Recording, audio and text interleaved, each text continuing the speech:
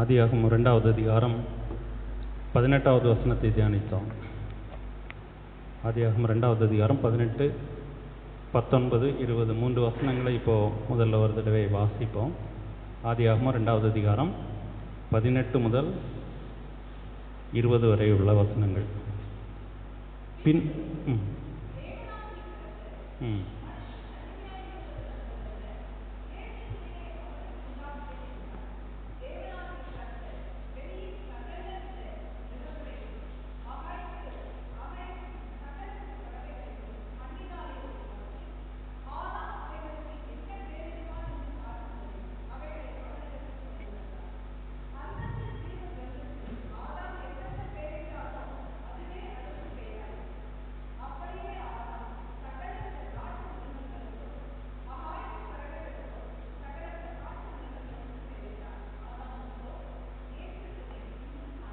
இன்னும் காணப்படவில்லை. போன வாரத்தில் 18வது வசனத்தை தியானித்தோம். மனுஷன் தனிமையாக இருப்பது நல்லதல்ல, ஏற்ற துணையை அவனுக்கு உண்டாக்குவேன் என்றார். தனிமையாக இருப்பதுங்கிறத நம்ம தியானித்தோம். அப்புறம் நல்லது அல்ல என்று கர்த்தர் கண்டார், ஏற்ற துணையை உண்டாக்குவேன்னு சொன்னார். இது எல்லாம் செய்கிறதுக்கு அவர் தொடங்குகிறார். 18வது வசனத்தில் தனிமையாக இருப்பது நல்லதல்ல, ஏற்ற துணையை உண்டாக்குவேன்னு சொன்ன ஆண்டவர் அடுத்த 2 வசனத்தில் அவர் உண்டாக்கினதை பற்றி சொல்லிட்டு இருக்கிறார். எப்படி உண்டாக்குறதற்காக அவர் என்ன செய்தாருங்கிறத சொல்லி கொண்டு வருகிறார்.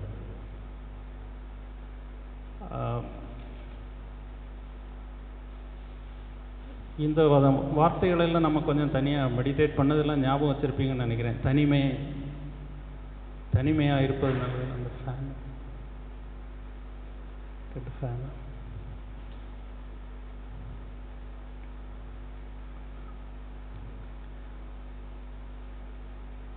தனிமையாக இருப்பது நல்லதில்லை, ஏற்ற துணையை உண்டாக்குவேன். துணைன்னா என்னங்கிறத பற்றி பார்த்தோம். துணைங்கிறதுல முக்கியமான நாம் பார்த்த விஷயம் அந்த அவர் உண்டாக்கும்படியாக ஆண்டவர் முடிவு செய்த அந்த துணை 2 காரியத்தை செய்கிறதாக இருந்தது. ஒன்று, அவனுடைய தனிமையை போக்கணும். இன்னொன்று, கர்த்தர் அவனுக்கு எதை செய்கிறதுக்காக குறித்திருந்தாரோ அதை அவன் செய்கிறவனாக இருக்க வேண்டும். இந்த 2 காரியத்தையும் செய்யணுமானால் அந்த துணைக்கு பலம் இருக்கணும், ஸ்ட்ரென்த் வேணும். அப்புறம் இந்த மனுஷன் மேலே அவனை எப்பொழுதும் பத்திரமாக பாதுகாத்து கொள்ளணுங்கிற ஒரு உணர்வு வேணும். அதனால் அந்த மூல பாஷையில் இருக்கிற வார்த்தையை நாம் சொன்னோம், ஏசர்ன்னு எபிரேய பாஷை. அதில் எதெல்லாம் அடங்கி இருக்குதுன்னு சொன்னால் காப்பாற்றுதல், பலம். நம்ம சாதாரண பெண்கள் பலவீனமான பாண்டம்னு சொல்லுவோம்.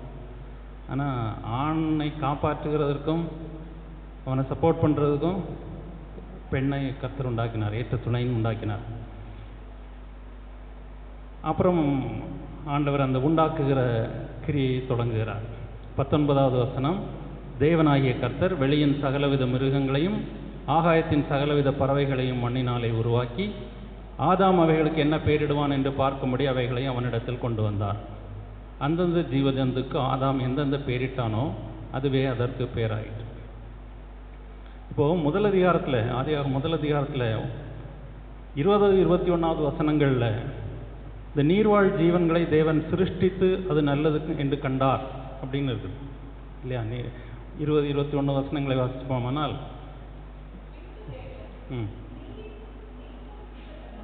பின்பு தேவன் நீந்தும் ஜீவ ஜந்துக்களையும்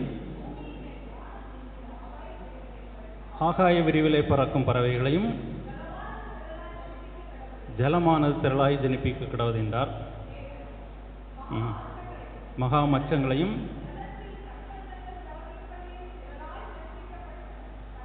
சகலவித நீர்வாழ் ஜந்துக்களையும்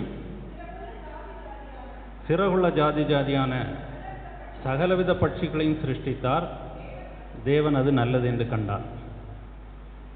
24, 25 வசனங்களில் அதே மாதிரி வாசித்தோன்னு சொன்னால் 24, 25 வசனங்களில்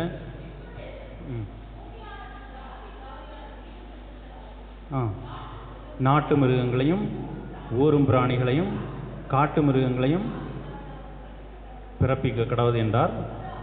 அது அப்படியே ஆயிற்று. ஜாதி ஜாதியான காட்டு மிருகங்களையும் நாட்டு மிருகங்களையும் எல்லாவற்றையும் உண்டாக்கினார். தேவன் அது நல்லது என்று கண்டார். இப்போ என்ன நாம் வாசித்த வசனங்கள் 20, 21, 24, 25 வசனங்கள் என்ன சொல்லியிருக்குன்னா, ஆண்டவர் நீரில் வாழ்கிற சகல ஜந்துக்களையும் சிருஷ்டித்தார், ஆகாயத்து பறவைகளையும் சிருஷ்டித்தார், நாட்டு மிருகங்களையும் காட்டு மிருகங்களையும் ஊரும் பிராணிகளையும் சிருஷ்டித்தார். அப்புறம் அதை கண்டார், அது நல்லது என்று நான் சொல்லுகிறேன். இதெல்லாம் முதல் அதிகாரத்தில் முடிஞ்சிருக்குது. இப்போ 2வது அதிகாரத்தில் என்ன சொல்லியிருக்குது? தேவனாகிய கர்த்தர் வெளியின் சகலவித மிருகங்களையும் ஆகாயத்தின் சகலவித பறவைகளையும் மண்ணினாலே உருவாக்கி ஆதாம் அவைகளுக்கு என்ன பெயரிடுவான் என்று பார்க்கும்படி அவைகளை அவனிடத்தில் கொண்டு வந்தார். அந்தந்த ஜீவ ஜந்துக்கு ஆதாம் எந்தெந்த பேரிட்டானோ அதுவே அதற்கு பேராயிட்டு. அப்போ இப்போ நமக்கு என்ன கேள்வினா, முதல்ல உண்டானது ஆதாமா அல்லது இந்த ஜீவ ஜந்துக்களா? ஆதாம் தான் முதல்ல. ஆண்டவர் யாரை முதல்ல எதை சிருஷ்டித்தார்?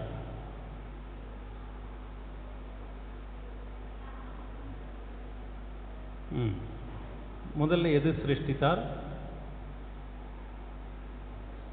ஆதாம் ஏவாளை கூட முதல் அதிகாரத்திலே அவர் உண்டாக்கியதாக சிருஷ்டித்ததாக இருக்குது இல்லையா? 27வது வசனம், தேவன் தம்முடைய சாயலாக மனுஷனை சிருஷ்டித்தார், அவனை தேவ சாயலாகவே சிருஷ்டித்தார், ஆணும் பெண்ணுமாக அவனை சிருஷ்டித்தார். அப்போ இங்கே என்ன சொல்லியிருக்குதுங்கிறது நாம் கவனிக்கணும். 2வது அதிகாரம் 5வது வசனம் சொல்லுது, பூமியிலே செடி கொடி தாவரங்கள் இன்னும் முளைக்கவில்லை. அப்படியானால் செடி கொடி தாவரங்கள் ஒன்றும் இல்லைன்னு சொன்னால், அதுக்கு முன்னாலே மிருகங்கள் எல்லாம் உண்டாகி இருந்ததுன்னா அது என்ன சாப்பிடும்? எதை சாப்பிட்டது? சாப்பிட்றதுக்கு ஏதாவது இருந்ததா? சாப்பிட்றதுக்கு பொருள் எல்லாம் அதுக்கு பிறகு தான் உண்டாகுது, இதுவரை உண்டாகலைன்னு சொல்கிறார். ஏன்னா மழை இல்லை, அது நிலத்தை பண்படுத்த மனுஷன் இல்லை, அதனால் செடி கொடி தாவரங்கள் ஒன்றும் இன்னும் உண்டாகவில்லை. அப்படின்னா என்ன அர்த்தம்? மிருகங்கள் இன்னும் உண்டாகவில்லை. எல்லாம் மிருகங்கள் உண்டாயிருந்தால் எல்லாம் சாப்பாட்டுக்கு ஒன்றும் இல்லாமல் செத்து போயிருக்கோம். மிருகங்கள் இல்லை, ஏன்னா தாவரங்கள் இல்லாமல் அவைகளுக்கு ஆகாரம் இல்லை.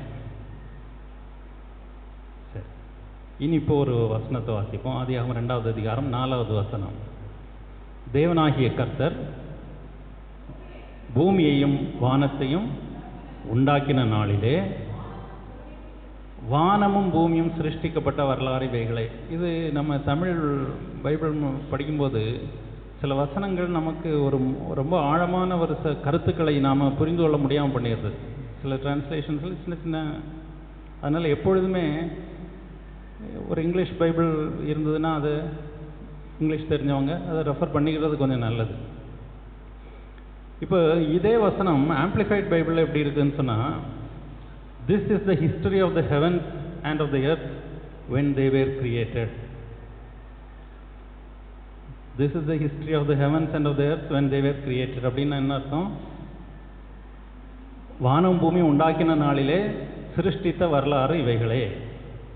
அப்புறம் அடுத்த சென்டென்ஸ் வருது, in the day that the Lord God made the earth and heaven. முதல்ல வானத்தையும் பூமியும் சிருஷ்டித்த நாளிலே நடந்த வரலாறு இதுதான் அப்படின்னு சொல்லிட்டு அப்புறம் அடுத்த சென்டென்ஸாக தான் வருது, என்னது? அவர் உண்டாக்கின நாளிலே, in the day that the Lord God made the earth and the heaven. அப்போது 2 வேலை நடக்குது. ஒன்று அவருடைய சிருஷ்டிப்பு, அப்புறம் ஒரு உண்டாக்குது. அல்லேலூயா. இது ரொம்ப ஒரு முக்கியமான பிரின்சிபிள் பாருங்க. கிறிஸ்தவ வாழ்க்கையில் இது ஒரு மிக முக்கியமான ஒரு பிரின்சிபிள். இது ஆம்பிளிஃபைட் பைபிளில் மட்டும் இப்படி இல்லை, வேறு நிறைய டிரான்ஸ்லேஷனில் இது மாதிரி தான் இருக்குது. New living translation, Christian standard Bible, international standard version, இதில் எல்லாம் இந்த மாதிரி தான் இருக்குது. 2வது சென்டென்ஸாக 2வது உண்டாக்கின நாளில் நடந்த வரலாறுகள் பின்னால் வருது. முதல்ல சொல்லியிருக்கிறதெல்லாம் சிருஷ்டிப்பின் வரலாறு. அப்போது சிருஷ்டிக்கப்பட்ட வரலாறுன்னு சொல்லிட்டு பிறகு உண்டாக்கப்பட்டதை பற்றி சொல்ல தொடங்குறது. அதனால் சிருஷ்டிப்பு வேற, உண்டாக்குதல் வேற. அல்லேலூயா. சிருஷ்டிப்பு அப்படின்னா கிரியேஷன் அப்படின்னு சொல்கிறோம். சிருஷ்டிப்பு, கிரியேஷன், அது வேற. உண்டாக்கியதுங்கிறது வேற, உருவாக்குகிறதுங்கிறது வேற, அதை நிலைநிறுத்துவது வேற. இந்த 4 ஆக்டிவிட்டி நடக்குது. இதெல்லாம் சிருஷ்டிப்பு, அதாவது கிரியேஷன், அப்புறம் உண்டாக்குவது மேக்கிங், உருவாக்குவது ஃபார்மிங், அவர் உருவாக்கினார், அப்புறம் நிலைநிறுத்துகிறது எஸ்டாப்ளிஷிங். இந்த 4 காரியங்கள் நடக்க வேண்டியது. சிருஷ்டிப்பு எங்கே நடக்குதுன்னு சொன்னால், தேவனுடைய ஆதீனமாகிய ஆவி மண்டலத்திலே அவருக்குள்ளே நடக்கிற ஒரு காரியம். இந்த ஸ்பிரிச்சுவல் ரெல், தேவனுடைய ஆதீனத்திலே அவருக்குள்ளே நடக்கிற காரியங்கள். அல்லேலூயா. நல்லா புரிஞ்சுக்கணும். உருவாக்குதல் அப்படின்னு சொன்னால் ஃபார்மிங், அது ஃபிசிக்கலாக செய்கிற காரியம், அல்லது ஃபிசிக்கலாக செய்கிறதுன்னு சொல்ல முடியாது, அதுக்கு ஒரு அமைப்பு, ஷேப்பு கொடுக்கறது. ஒரு மிருகத்தை செய்யணும்னா அந்த மிருகம் இப்படி இப்படி இருக்கும், 4 கால், கொம்பு, தலை இப்படின்னு அந்த உருவாக்குதல். அதை உருவாக்கின பிறகு அது எப்படி செயல்படணும், அதனுடைய குணங்கள் என்ன இருக்கணும் அப்படிங்கிறதெல்லாம் ஒரு தீர்மானம் பண்ண வேண்டியிருக்குது. அந்த தீர்மானம் பண்ணால் அதுக்கு பேர் தான் உண்டாக்குதல். உருவாக்குதல்னா என்னது? ஷேப் பண்ணி பண்ணுறது. உண்டாக்குதல் சொல்லும்போது அதனுடைய செயல்படுகிற தன்மைகளை எல்லாம் செய்கிறது. அதுக்கப்புறம் எஸ்டாப்ளிஷிங் இருக்குது, நிலைநிறுத்துகிறது. என்ன எப்படி உண்டாக்கி இருக்குதோ, என்னென்ன வேலைகளை அதுக்கு கொடுத்துருக்குதோ அதில் அது பர்மனெண்ட்டாக இருக்கும்படியாக ஒரு சிஸ்டம், ஒரு மெஷின் உண்டாக்குறோன்னு வைங்க. ஏதோ ஒரு மெஷின் உண்டாக்கணும்னு சொன்னால் முதல்ல என்ன செய்வாங்க? தேவை என்னங்கிறத எழுதுவாங்க. இப்போ டிசைன் லேபெல்லாம் இருக்குது. எப்படி டிசைன் பண்ணுவாங்க? முதல்ல இதெல்லாம் எனக்கு தேவை அப்படிங்கிற அந்த தேவைகளெல்லாம் எழுதுவாங்க. ரெண்டாவது என்னென்னலாம் எனக்கு இருக்குதுங்கிறத எழுதுவாங்க. இதை செய்கிறதுக்கு எனக்கு என்னென்னலாம் இருக்குதுங்கிறத எழுதுவாங்க. அப்புறம் இந்த தேவையை சந்திக்கும்படி என்கிட்ட இருக்கிற இதை வச்சு நான் எப்படி உண்டாக்கலாம்னு சொல்கிறதுக்கு ஒரு ப்ளூ பிரிண்ட் போடுவாங்க. அந்த ப்ளூ பிரிண்ட் போடுறாங்க, அதை தான் டிசைன் சொல்கிறோம். அது டிசைனருடைய மனசில் தான் இருந்து தான் அது வருது.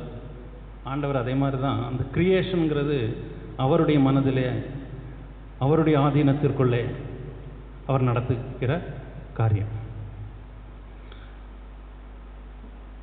இந்த உருவாக்குதல், உண்டாக்குதல், நிலைநிறுத்துதல், ஃபார்மிங், மேக்கிங், எஸ்டாப்ளிஷிங், இந்த 3 காரியங்களும் தேவனுடைய ஆவி மண்டலத்தில், அதாவது ஸ்பிரிச்சுவல் ரெல்மிலும் நடக்கணும், பூமியிலையும் நடக்கணும், உலகத்திலையும் நடக்கணும்.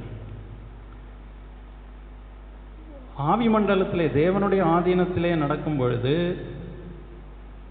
இது தேவனுடைய சித்தம், கர்த்தருடைய வார்த்தை, அவருடைய அனந்த ஞானம்.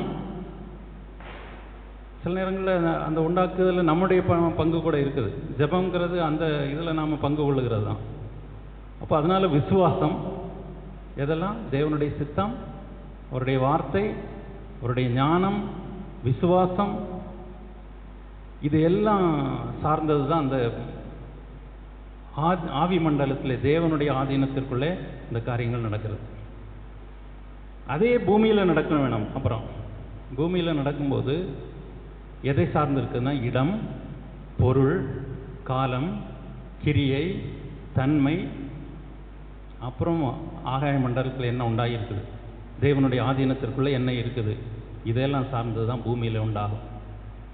அதனால தான் மத்தேயு சுவிசேஷம் 16:19 சொல்லுது, பூலோகத்தில் நீ கட்டுகிறது எதுவோ அது பரலோகத்தில் கட்டப்பட்டிருக்கும். பூலோகத்தில் நீ கட்டுகிறது எதுவோ அது பரலோகத்திலும் கட்டப்பட்டிருக்கும். பூலோகத்தில் நீ கட்டவிழ்ப்பது எதுவோ அது. இந்த வசனத்தை புரிஞ்சிக்காம அது எப்படி சொல்லிட்டாங்கன்னா, நம்ம ஜெபத்தில் அதை கட்டிடலாம், இதை கட்டவிழ்த்திடலாம், நம்ம இஷ்டம் வந்து எதுவும் பண்ணிக்கலாம் அப்படிங்கிற மாதிரி ஒரு அண்டர்ஸ்டாண்டிங் வந்துட்டுது. ஆக்சுவலாக அது அப்படி கிடையாது. பூமியிலே கட்டுகிறதுக்கு முன்னால் நம்ம தேவனுடைய ஆதீனத்திற்குள்ளே இருக்கிற அந்த ஆகாய மண்டலத்திற்குள்ளே, அந்த ஸ்பிரிச்சுவல் ரேல்மில் முதல்ல நாம் கட்டணும்.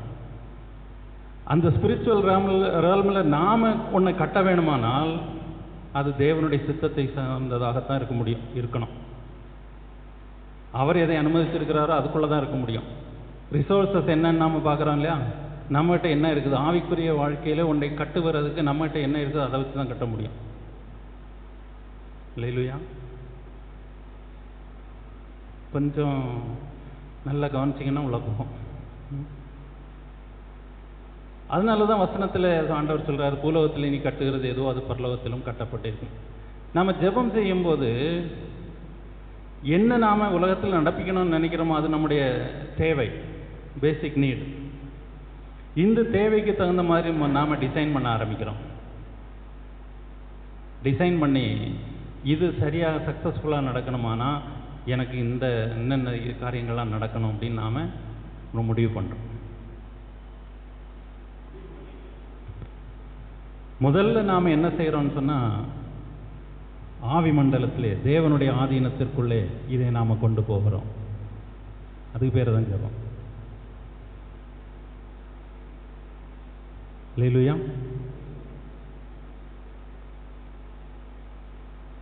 ரெண்டாவது அதிகாரம் 19வது வசனத்தில், ஆதியாகமத்தில் பூமியிலே இந்த உருவாகுதல், உண்டாகுதல், நிலைநிறுத்துதல் பற்றி பேசுது. ஏற்கனவே ஆண்டவர் ஆவி மண்டலத்தில் உண்டாக்கி முடிச்சு அதையெல்லாம் நல்லது என்று கண்டார். இப்போ உலகத்தில் அதை செய்கிறார். அவர் என்ன திட்டமிட்டு இருந்தாரோ அப்படி தான் செய்யணும், அப்படி தான் செய்வார். அதனால் ஆண்டவர் முதல்ல என்ன செய்கிறாரு, ஒவ்வொரு மிருகத்தையாக கொண்டு வரார். முதல்ல நம்ம முதல் அதிகாரத்தில் வாசித்தோம் 21, 20, 21, 24, 25. அதெல்லாம் தேவனுடைய ஆதீனத்திலே சிருஷ்டிக்கப்பட்டவைகளை பற்றி சொல்லுகிறது. சிருஷ்டிக்கிறவர் கர்த்தர் மாத்திரமே. அல்லேலூயா. சிருஷ்டிக்கிறவர் கர்த்தர். அப்புறம் உருவாக்குதல், உண்டாக்குதல், நிலைநிறுத்துதல்ங்கிறது ஆவி மண்டலத்திலையும் நடக்கணும், பூமியிலையும் நடக்கணும். ஆவி மண்டலத்தில் நடப்பித்தால் தான் பூமியிலே வெற்றியாக நடக்க முடியும். அதனால நம்முடைய ஆவிக்குரிய வாழ்க்கை ரொம்ப முக்கியமானது. அல்லேலூயா. ஏன் ஆவிக்குரிய வாழ்க்கையை பற்றி நாம் ரொம்ப பேசுகிறோம்? நல்ல தொழில் செய்கிறேன், எனக்கு ரொம்ப திறமை இருக்குது, நான் நல்லா படிச்சுட்டேன், எல்லாம் எனக்கு தெரியும், நான் செய்திருவேன்னா அதெல்லாம் நடக்காது. அங்கே கட்டியிருந்தால் தான். அப்போ கேள்வி வரும், துன்மார்க்கமாக இருக்கிற சிலர் ரொம்ப நல்லா இருக்கிறாங்களே, எப்படி அவங்க என்ன ஆவி மண்டலத்தில் போய் கட்டுறாங்களா? இல்லை. ஆனால் நடக்குது. ஏன் நடக்குதுன்னு சொன்னால், மனுஷன் அவனுடைய அதிகாரத்தை பிசாசு கொடுத்துட்டான்.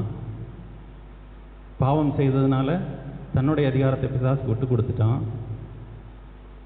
இப்போ மனுஷனுடைய பாவங்கள் அவனுடைய தேவனை விட்டு விலகி போகிற நேரத்திலெல்லாம் அவனுக்கு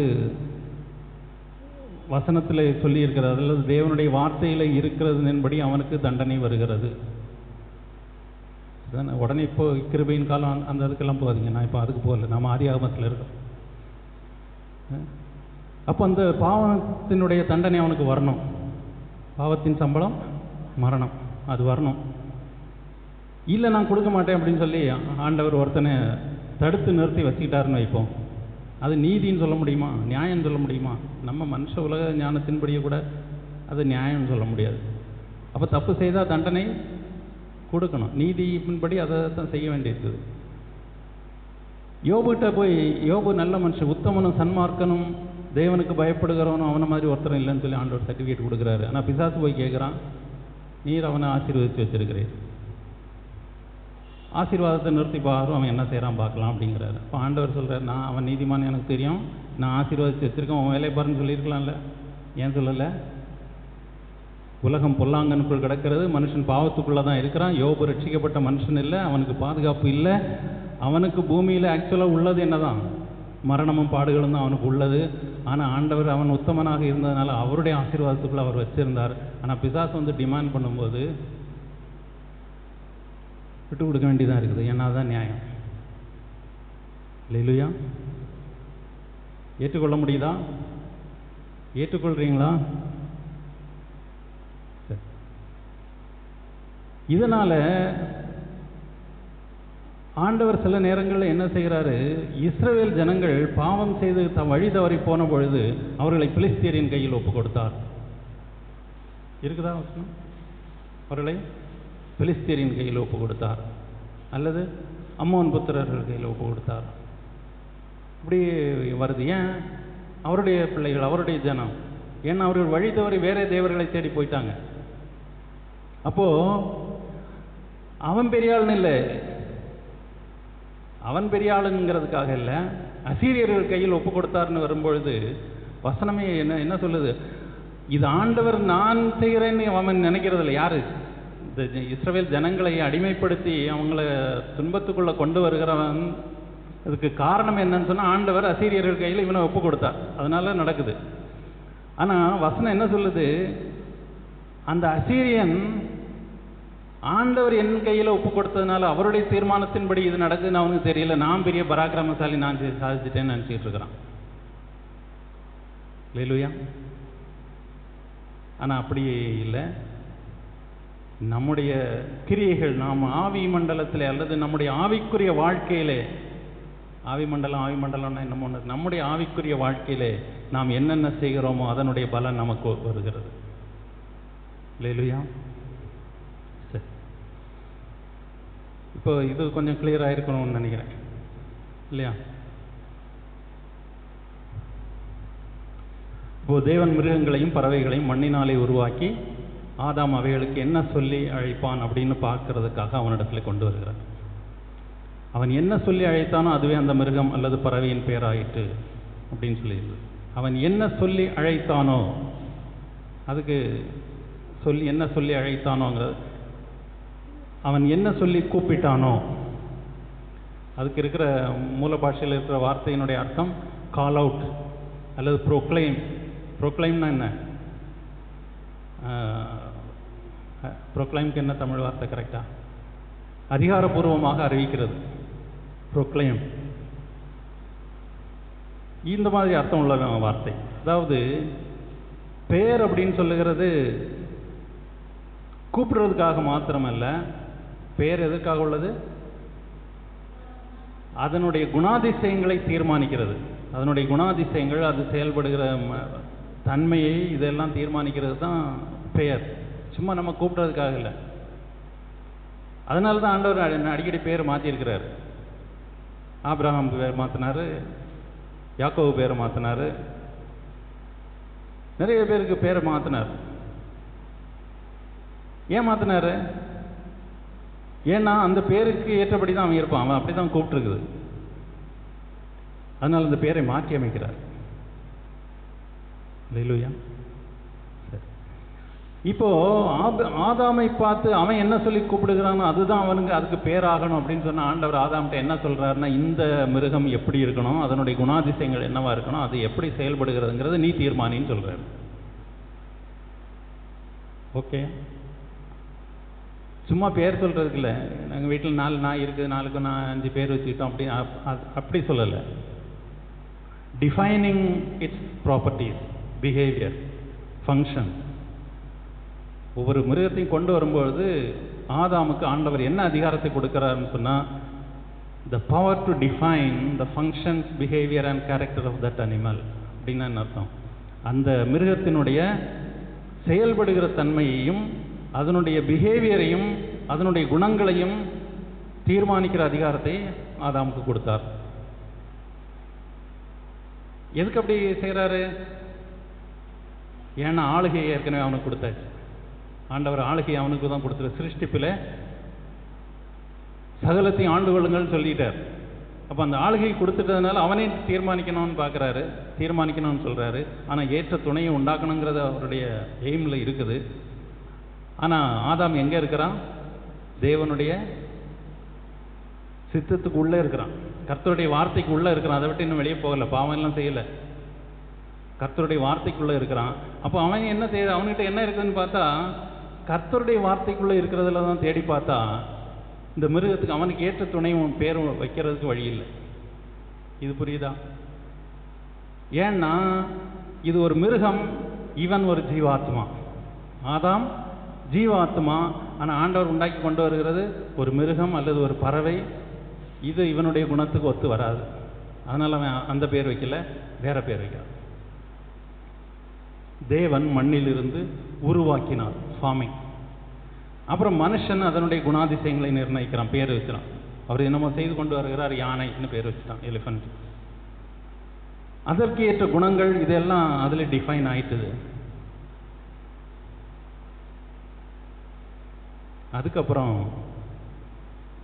அவன் அந்த பேர் வைத்து அந்த குணாதிசயங்கள் எல்லாம் தீர்மானிக்கிறதுக்கு பேர் தான் உண்டாக்கியிருக்கான். இனி ஆண்டவர் அதை நிலைப்படுத்துகிறார். எப்படி நிலைப்படுத்துகிறார்? அவனை ஒவ்வொன்றுக்கும் எந்த பேரிட்டானோ அதுவே அதனுடைய பேராயிற்று. அதான் ஆண்டவருடைய ஆக்டிவிட்டி. அவர் செய்கிறார். அவன் என்ன சொல்லி பேரை சொன்னானோ, அதாவது என்ன குணங்களை வைத்தானோ அதே அவனுக்கு பேராயிற்று. தேவன் அதை நிலைப்படுத்தினார். இப்போ ஒரு கேள்வி என்னன்னா, தேவன் தான் உருவாக்குகிறார், அவருடைய சித்தத்துக்குள்ள தான் இருக்குது, அதுக்கு ஏன் மனுஷன் பேரிடணும்?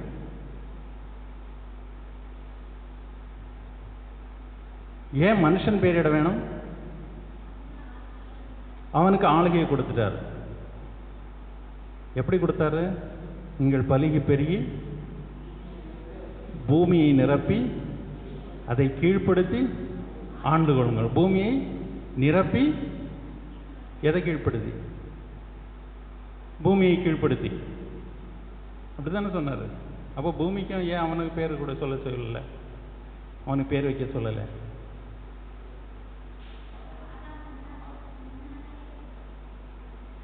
சிருஷ்டிப்பில் அதாவது எல்லாமே ஆதாமுக்கு முன்னால் தான் உண்டாயிடுச்சு. ஏவாளை தவிர மீதி எல்லாம் சிருஷ்டிப்பில் ஆதாமுக்கு முன்னால் தான். முதல் வசனத்தில் தேவன் வெளிச்சத்துக்கு பகல் என்றும் இருளுக்கு இரவு என்று பெயரிட்டார். 8வது வசனத்தில் ஆகாய விரிவுக்கு வானம் என்று தேவன் பெயரிட்டார். 10வது வசனத்தில் வெட்டாந்தரைக்கு பூமி என்றும் சேர்ந்த ஜலத்திற்கு என்றும் பெயரிட்டார். 16 to 18 வரை உள்ள வசனங்களுக்குள்ள தேவன் சூரிய சந்திர நட்சத்திரங்களின் தன்மையையும் செயல்படும் விதத்தையும் அவரை நிர்ணயிக்கிறார். ஏனென்றால் இதெல்லாம் அவனுடைய ஆளுகைக்குள்ளே அடங்காதவைகள். இந்த வானம், பூமி, கடல் இதெல்லாம் மனுஷனுடைய ஆளுகைக்குள் அடங்குகிறவைகள் அல்ல. மனுஷன் சொல்லியிருந்தா அவன் எதையாவது ஒரு பேர் வச்சிருப்பான், அது தண்ணியோட்டே எல்லாம் தண்ணிக்குள்ளே போயிடும், சில நேரம் சரியாக இருந்திருக்காது. அதனால் அதுக்கெல்லாம் ஆண்டவரே பேர் வச்சுட்டார். அப்புறம் இவனால் ஹேண்டில் பண்ண முடிகிற அளவுக்கு தான் அவனுக்கு கொடுக்குறார்.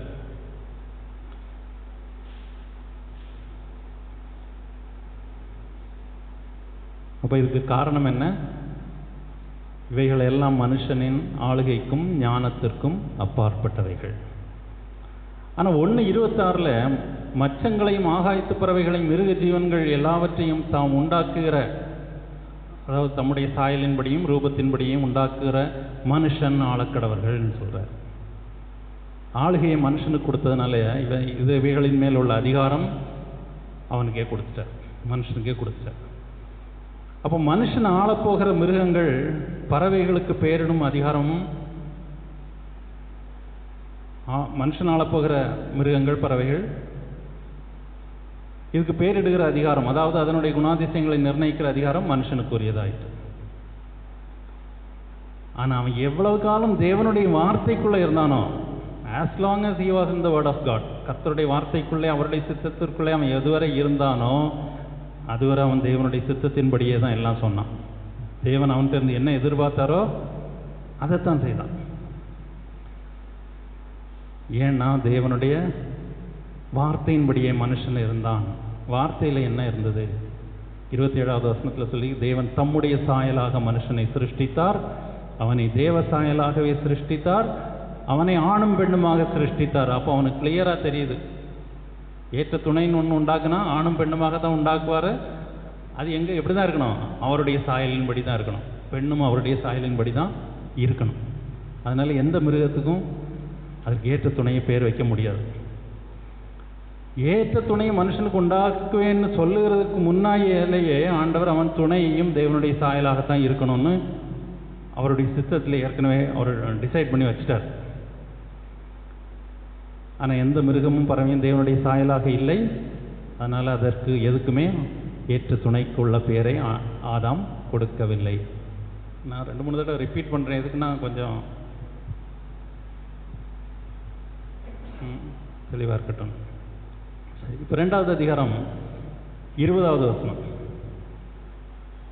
ஆதியாகமம் 2வது அதிகாரம் 20வது வசனம். அப்படியே ஆதாம் சகலவித நாட்டு மிருகங்களுக்கும் ஆகாயத்து பறவைகளுக்கும் சகலவித காட்டு மிருகங்களுக்கும் பெயரிட்டான்.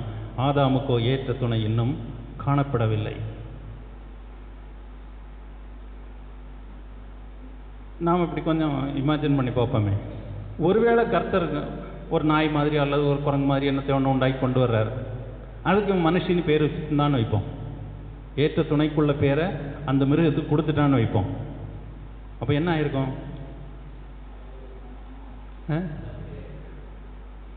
ஆமாம், அது துணை அப்படி தான் இருந்திருக்கும், நாய் மாதிரி தான் இருந்திருக்கும்.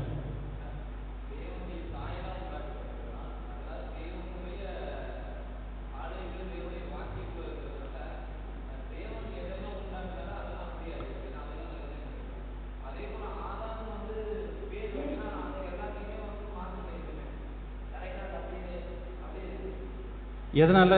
கரெக்டு, அதுதான் பாயிண்ட்டு. எதனால் அப்படி உண்டாக்குனான்னு சொன்னால், அவன் தேவனுடைய வார்த்தைக்குள்ளே தான் இருக்கிறான். அந்த துணையும் ஜீவாத்மாவாக இருக்கணும். மிருகத்தன்மை மனுஷத்தன்மைக்கு வேறுபட்டது இல்லையா? அப்படிப்பட்ட ஒரு குணாதிசயம் இருந்திருந்ததுன்னா எதுக்காவது ஒன்று பேரை வச்சு அது துணையாக இருந்ததுன்னா மிருகத்தன்மையினால் நடத்தப்படுகிற குணம் இருந்திருக்கும். இப்போவே வேண்டாம்.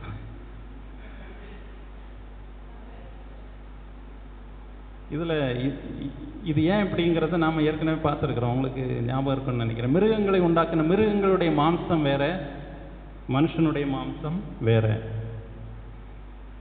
மிருகத்தினுடைய சாயல் வேற, மனுஷனுடைய சாயல் வேற.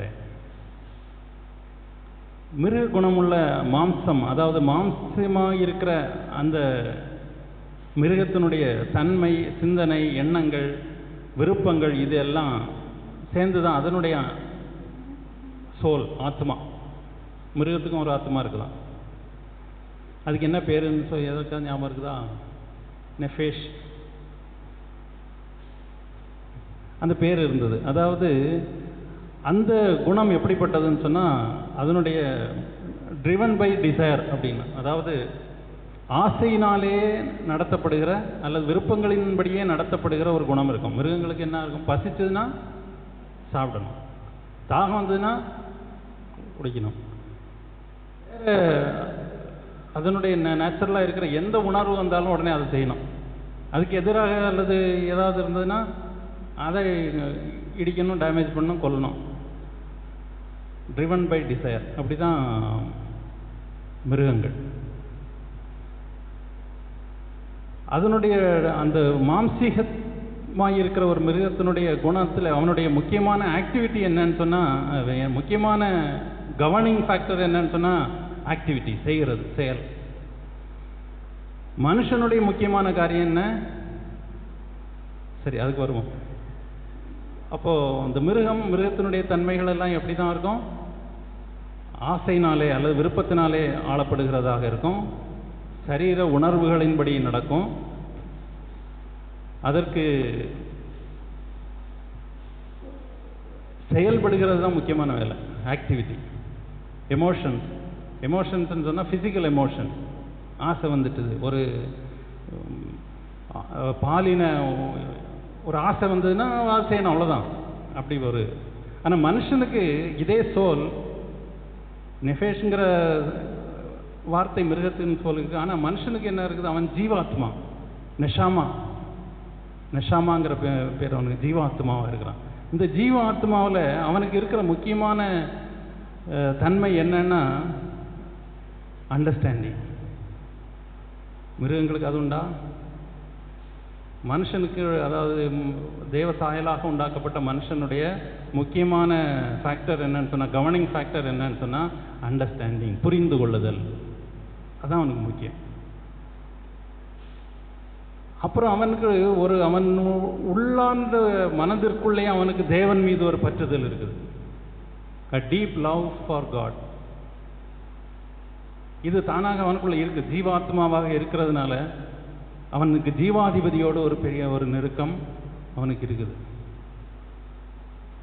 அதனால மனுஷனுடைய தன்மை வேற. அதனால தான் ஆண்டவர் நம்மகிட்ட என்ன சொல்ல, நீ அதை செய்தியா இதை செய்தியாங்கிறத விட நீ தெரிஞ்சுக்கிட்டியாங்கிறது முக்கியம். அல்லேலூயா. ஒன்றான மெய் தேவனாகிய உம்மையும் நீர் அனுப்பினவராகிய இயேசு கிறிஸ்துவையும் அறிவதே நித்திய ஜீவன். நித்திய ஜீவனுக்கு நீ என்ன செய்தாங்கிறது முக்கியம் இல்லை. அநேக நேரங்களில் இப்போ இருக்கிற பெரிய குழப்பம் என்னன்னு சொன்னால், நம்ம என்ன செய்கிறோம், என்ன செய்கிறோங்கிறது முதல்ல என்ன தெரிஞ்சுக்கிட்டோம், என்ன அண்டர்ஸ்டாண்ட் பண்ணியிருக்கிறோங்கிறது தான் முக்கியம். எதை அறிந்து கொண்டாய். அதனால தான் என் ஜனங்கள் அறிவில்லாமையால் சங்காரமாகிறார்கள். என்ன அறிவில்லாமல் சங்காரமாகினார்கள்? நான் அவர்களுக்கு தானியத்தையும் திராட்சரசத்தையும் எண்ணெயும் கொடுத்தவர் என்று அவர்கள் அறியாமல் போனார். எப்ராயிமை நான் கைப்பிடித்தன பழக்கினேன், நான் தான் அவனை நடத்தினேன்னு அவன் அறியாமல் போயிட்டான். இந்த அறியாமை தான் நம்ம மனுஷனை விட தேவனை விட்டு பிரிக்கிறது. அறியாமை இல்லாமல் அறிவுக்குள்ளே இருந்தான்னு வைப்போம். ஆதாம் தேவனை அறிகிற அறிவுக்குள்ளே இருந்தான். கர்த்தருடைய வார்த்தைக்குள்ளே இருந்த வரைக்கும் எல்லாம் கரெக்டாக தான் வருது. பேரெல்லாம் கரெக்டாக தான் வச்சுட்ருக்குறான். உலகத்தில் ஒரு பிரச்சனையும் வரல. எல்லா மிருகத்துக்கு ஏற்ற பேர் வச்சான். அவனுக்கு ஏற்ற துணை வந்த பொழுது அதற்கு வேண்டிய பேரையும் கரெக்டாக வச்சான். எல்லாம் ஒழுங்காக நடந்தது. ஏன்னா அது எதற்குள்ளே இருக்குது? தேவனை அறிகிற அறிவிற்குள்ளே, அண்டர்ஸ்டாண்டிங்குள்ளே, புரிந்து கொள்ளுதலுக்குள்ளே இருக்குது. அந்த புரிந்து கொள்ளுதல் தான் நித்திய ஜீவன். இன்றைக்கு நம்முடைய கர்த்தருக்குள்ளான வாழ்வு கிரியைகளை சார்ந்திராமல் தேவனை அறிகிற அறிவை சார்ந்திருக்கிறது. அதனால் உண்டாகும் விசுவாசம் என்பவைகளை சார்ந்திருக்கிறது. இப்போ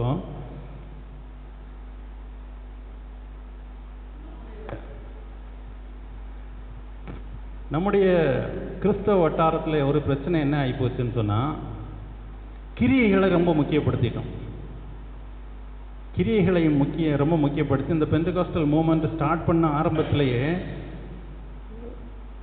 கிரியையை ரொம்ப முக்கியப்படுத்திட்டாங்க. நீ உபவாசம் இருந்தியா, ஒடுக்குனியா, உன்னை தாழ்த்தினியா, இப்படி ஏதோ கேட்டு நீ என்ன தெரிஞ்சுக்கிட்டாங்கிறத விட்டுட்டாங்க. நீ எதை செய்தியா? இப்போ அந்த வழியிலே வந்த நிறைய பேர் என்ன செய்வாங்கன்னா, இப்போவும் நீ தேவனை அறிந்து கொள்ளுகிறது ரொம்ப முக்கியம் அப்படின்னு நம்ம சொன்னோன்னு சொன்னால், அறிந்து கொள்ளலாம், விசுவாசம் எல்லாம் இருக்கலாம், ஆனால் கீழ்ப்படுகிறியா தான் முக்கியம்பாங்க. ஆனால் எதை புரிஞ்சிக்க மாட்டேங்கிறாங்கன்னா, அறிவும் விசுவாசமும் இருந்ததுன்னா கண்டிப்பாக கீழ்ப்படியும். அது நேச்சுரலாக நடக்கிற விஷயம். அதில் நாம் கான்சன்ட்ரேட் பண்ண வேண்டிய அவசியம் கிடையாது. நாம் எதில் கான்சன்ட்ரேட் பண்ணணும்? அவரை அறிகிறதுலையும், அவரை அறிகிற அறிவினால் வருகிற விசுவாசத்திலையும் நாம் கான்சன்ட்ரேட் பண்ணணும். அதுதான் நாம் செய்ய வேண்டியது. கீழ்ப்படிதல்ங்கிறது தானாக நடக்கக்கூடிய காரியம். நீ உபவாசம் பண்ணியா, தானாக நடக்க வேண்டிய விஷயம் அதெல்லாம். அல்லேலூயா. அம்மா பிள்ளை இருக்காங்க, குழந்தையும் இருக்குது. இந்த குழந்தை யாராவது போய் சொல்லிக் கொடுக்கணுமா, நீ இப்படியெல்லாம் செய்தால் தான் உங்கள் அம்மா அவனுக்கு சாப்பாடு கொடுப்பாங்க அப்படின்னு சொல்ல முடியுமா? அப்படி ஒரு இதே கிடையாது. ஒரு அண்டர்ஸ்டாண்டிங் தான் தேவை. இதுதான் என்னுடைய அம்மாங்கிறது தெரிஞ்சதுன்னா போதும் குழந்தைக்கு. அது தெரியும், அது நேச்சுரலாகவே தெரிஞ்சிருது. அதே மாதிரி தேவனால் உண்டாக்கப்பட்ட மனுஷன், ஜீவாத்மாவாக இருக்கிற மனுஷன், இதுதான் என்னுடைய தேவன், இவர் இப்படித்தானே தெரிஞ்சுக்கிட்டான்னா போதும், மீதியெல்லாம் தானாக நடக்கும். அல்லேலூயா. நாம் தெரிஞ்சிருக்கிறோமா, நாம் எதை முக்கியப்படுத்துகிறோங்கிறத யோசித்து பார்க்கணும். எதை முக்கியப்படுத்துகிறோம்? நம்முடைய கிரியைகளை முக்கியப்படுத்துகிறோமா, அல்லது தேவனை அறிகிற அறிவை முக்கியப்படுத்துகிறோம்? உபாகமம் 28வது அதிகாரம் 34வது வசனம். உபாகமம் 28வது வசனம், 28வது அதிகாரம் 34வது வசனம்.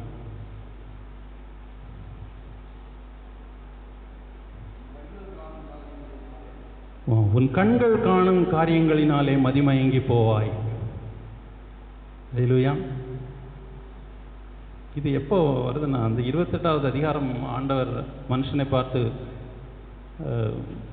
ஜீவனையும் மரணத்தையும் ஆசீர்வாதத்தையும் சாபத்தையும் உனக்கு முன்பாக வைக்கிறேன் அப்படின்னு சொல்லிட்டு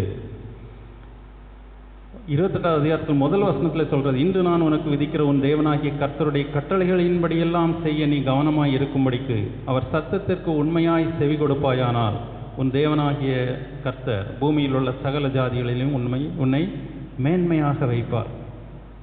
அப்புறம் ஒரு நிறைய ஆசீர்வாதங்கள்லாம் சொல்லியிருந்தது. நீ நல்ல வேலை செய்து நல்ல நிலத்தையெல்லாம் நல்லா பண்படுத்தி நீ நல்லா கரெக்டாக விதைச்சு கரெக்டாக தண்ணீர் பாய்ச்சினா தான் உனக்கு விளை செய்வேன்னு அவர் சொல்லலை. இல்லையா? அப்போ அதெல்லாம் செய்ய வேண்டாமா?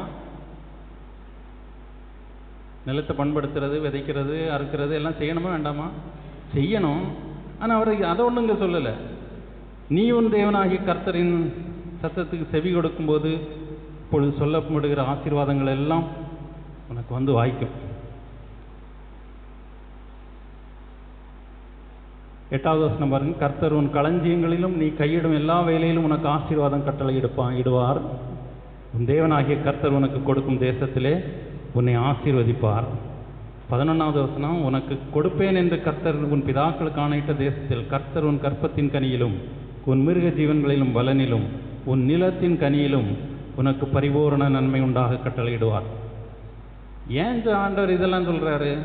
இதெல்லாம் என்ன கிரியைகள், என்ன விஷயங்கள்? இதெல்லாம் ஆவிக்குரிய ஆவி மண்டலத்திலே நாம் செய்கிற காரியங்கள்.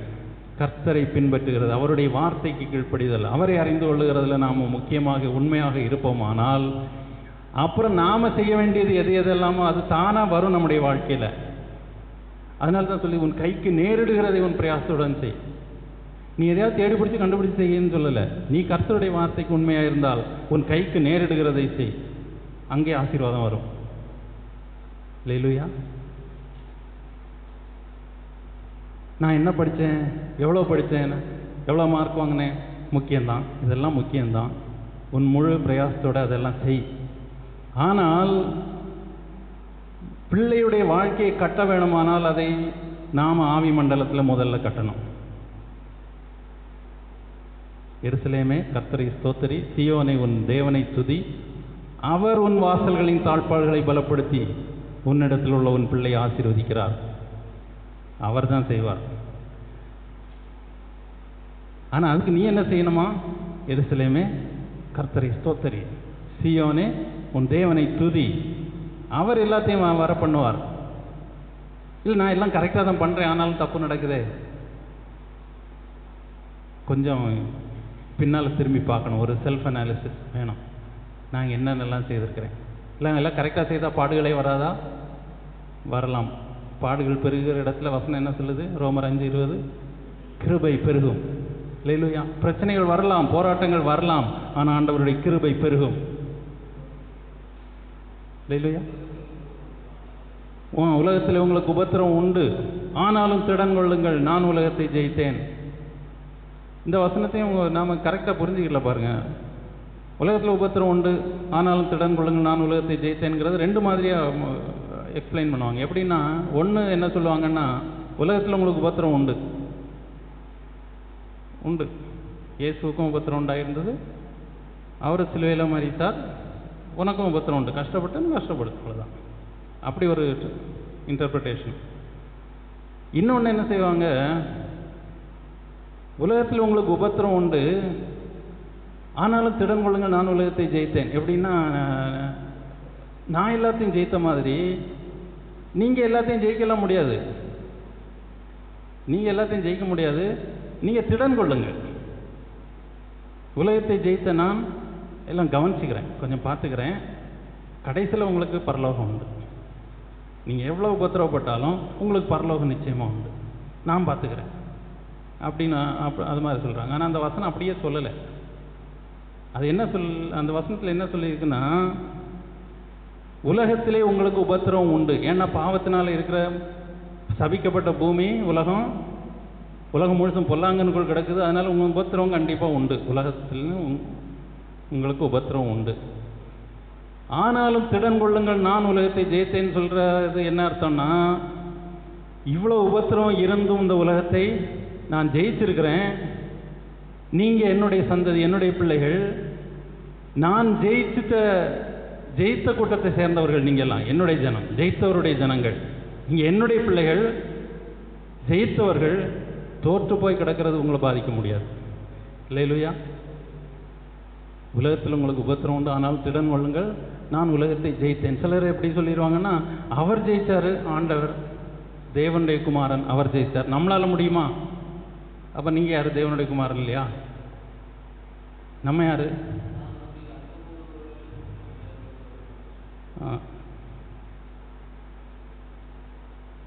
நாம தேவனுடைய பிள்ளைகள் இல்லையா? அப்ப நமக்கு தானே.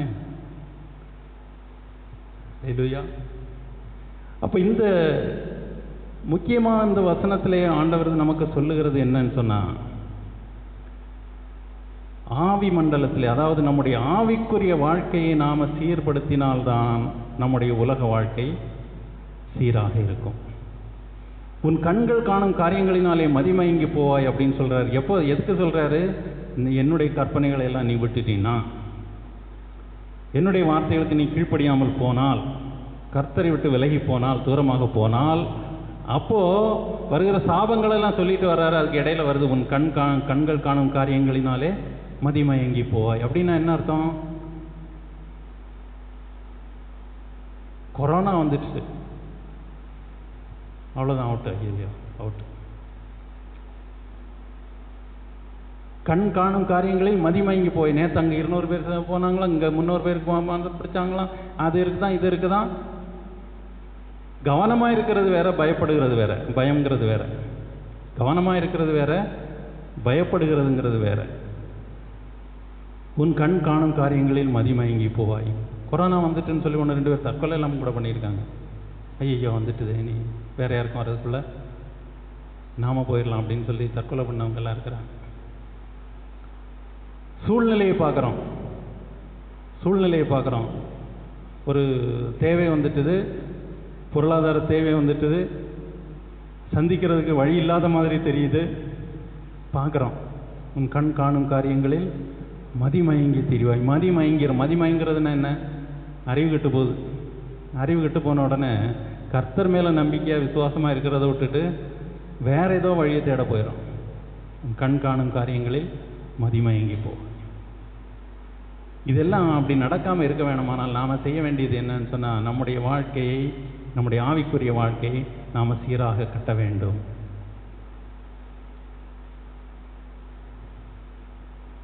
அதனால்தான் 2 கொரிந்தியர் 6:14 சொல்லுகிறது. 2 கொரிந்தியர் 6:14, அந்நிய நுகத்திலே விசுவாசிகளுடன் பிணைக்கப்படாதிருப்பீர்களாக. நீதிக்கும் அநீதிக்கும் சம்பந்தம் ஏது?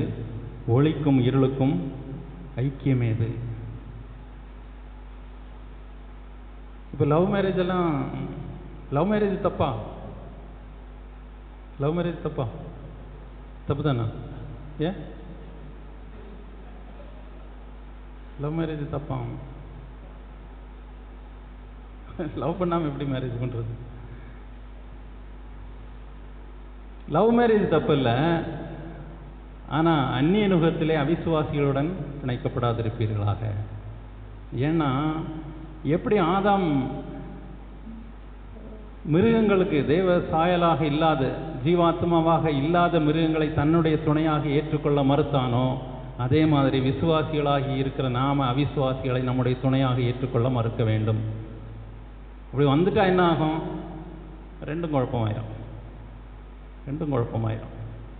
ஒன்று அந்த பக்கம் இருக்கும், இன்னொன்று இந்த பக்கம் இருக்கும். ரெண்டும் நடுவில் நிற்பாங்க. 2 பக்கம் போகாமல்.